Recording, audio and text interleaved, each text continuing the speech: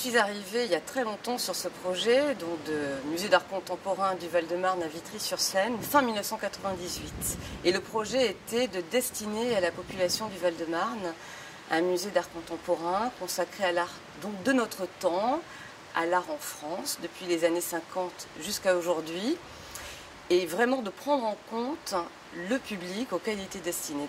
J'ai un parcours très classique, puisque j'ai fait l'école du Louvre, je suis donc historienne de l'art, avec une spécialité art contemporain, et puis j'ai passé le concours de conservateur, j'ai donc fait l'École nationale du patrimoine, et c'est un métier moi, que j'adore et que je conseillerais. Alors je le conseillerais jusqu'à une certaine limite, parce qu'il y a peu de conservateurs, on est peu nombreux, c'est une filière qui n'est pas une filière très large, et qui est en cours de renouvellement.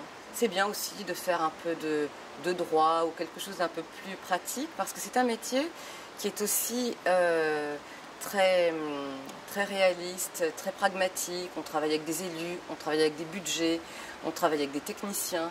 Donc on doit aussi avoir les pieds sur terre. Et je pense qu'il ne faut surtout pas être artiste pour être conservateur, parce qu'il faut être à l'écoute et en attente des artistes.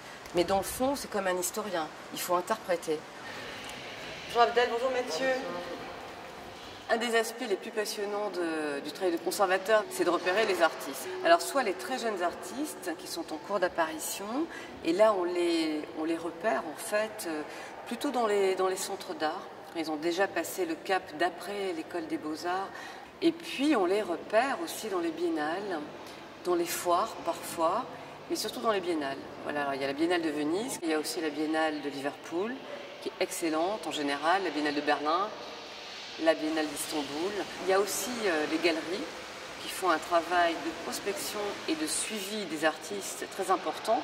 Il n'y a jamais assez de temps pour travailler sur l'artistique. Donc je dirais qu'en gros, ça représente un quart de mon temps de travail. Quand on dirige un musée, c'est un travail qui rejoint un peu le rôle d'un chef de petite entreprise. Donc il y a une grande part administrative, il y a une grande part en fait, de gestion du personnel.